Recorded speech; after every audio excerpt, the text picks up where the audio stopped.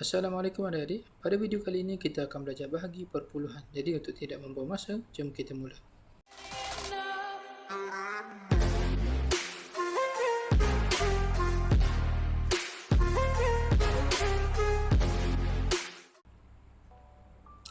Baiklah adik-adik, sebelum kita mulakan bahagi perpuluhan, mari kita tengok dulu beberapa nota penting. Yang pertama, bahagi yang kita akan buat pada hari ini hanyalah bahagi antara perpuluhan dan nombor bulat saja. Okay. Yang seterusnya, tidak perlu samakan titik. Okay.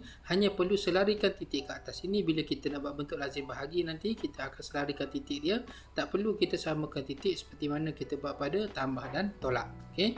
Seterusnya, unit tidak perlu dikira. Okay. Unit tidak perlu dikira. Titik perpuluhan juga tidak perlu dikira. Hanya disalin sahaja. Okay. Jangan lupa tulis unit bila soalan itu ada melibatkan unit. Okay. Kalau soalan tu ada unit di belakangnya, kita kena pastikan kita tulis unitnya. Gunakan langkah yang lengkap. Okay. Yang ini ialah 4 langkah yang lengkap untuk jawab soalan selesaikan. Kalau soalan selesaikan masalah, dia akan ada tambahan lagi langkah-langkah yang lain. Okay. Gerakkan titik bagi soalan yang melibatkan bahagi dengan 10, 100, 1000, 10,000 dan seterusnya. Yang ini kita akan gunakan cara bahagi cepat. Ya, kita tak akan gunakan bentuk lazim. Baik, kita akan bergerak kepada soalan contoh yang pertama. Baik, soalan contoh yang pertama, 12/4 bahagi 4. Okay, macam mana cara kita nak jawab soalan ni? Kita ikut 4 langkah yang lengkap untuk jawab soalan. Okay, sekarang ini ialah ayat matematik langkah yang pertama. Langkah yang kedua ialah kaedah. Kaedah ialah kaedah bentuk lazim bahagi. Kita akan gunakan kaedah bentuk lazim bahagi. Jadi kita buat di bawah ni 12/4 bahagi 4. Okay.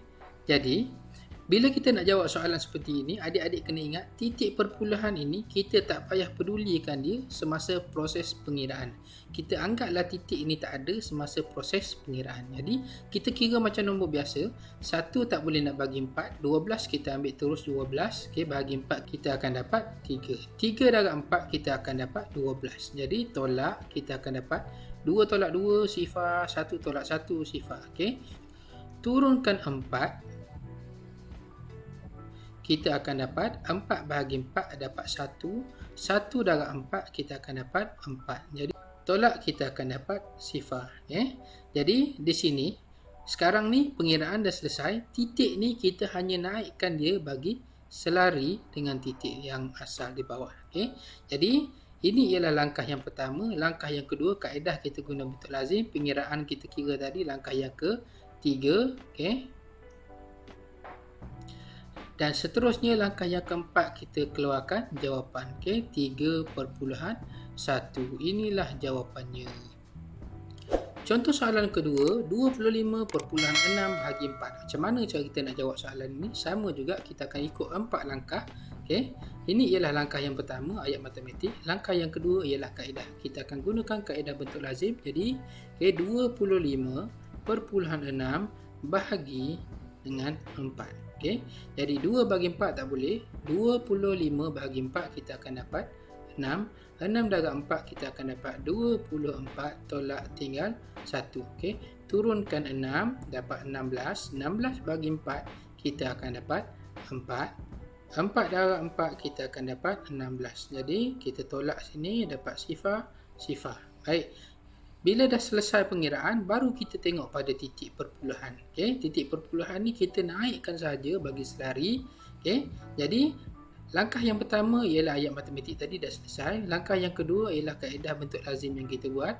Langkah yang ketiga ialah pengiraan yang kita kira tadi. Akhir sekali kita keluarkan jawapan. Langkah yang keempat, keluarkan jawapan. Kita dapat 6/4. Inilah jawapannya. Baik, contoh soalan yang ketiga, 4 kg bahagi 5. Kalau tengok dekat sini, ini ialah nombor bulat, tapi nanti jawapan dia akan jadi perpuluhan. Kita tengok macam mana soalan ini. Baik, ini ialah langkah yang pertama, ayat matematik dah selesai. Langkah yang kedua ialah kaedah. Kaedah yang kita akan gunakan masih lagi bentuk lazim. Jadi 4 bahagi dengan 5 kilogram. Baik, kalau tengok dekat sini, 4 kita nak bahagi dengan 5 tak boleh. Sebab apa? Kita ada 4 biji gula-gula, kita nak bagi pada 5 orang, tak cukup.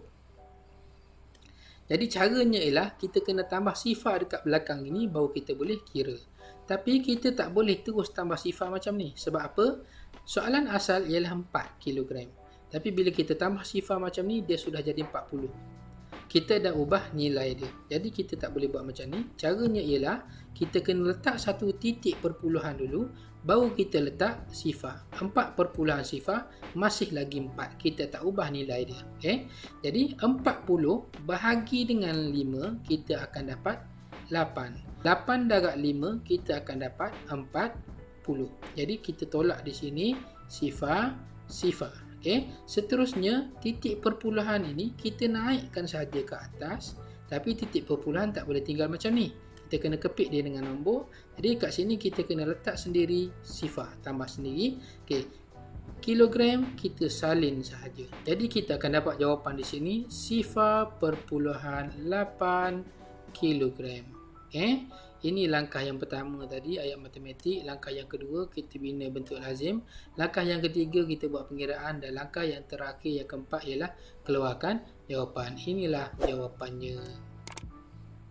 Baik, soalan contoh yang keempat. Sifar perpuluhan sifar 8 bahagi 4. Macam mana cara kita nak jawab soalan ini? Okay, ini ialah langkah yang pertama, iaitu ayat matematik. Dah selesai.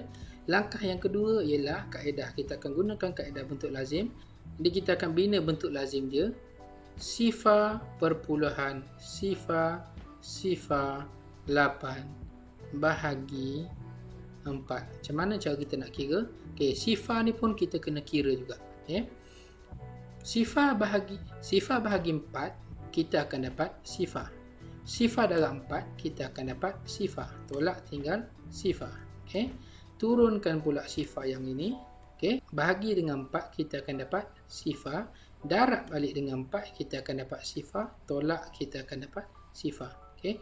Turunkan pula sifar yang satu lagi ni. Okay. Sifar bahagi dengan 4, kita akan dapat sifar. Sifar darab 4, kita akan dapat sifar. Tolak, jadi tinggal sifar. Jadi 8 kita kena turunkan sampai ke bawah. Okay. 8 bahagi 4, kita akan dapat 2. Okay. 2 darab 4, kita akan dapat 8. Jadi 8 tolak 8, kita akan dapat sifar. Jadi jawapan dia sifar 2.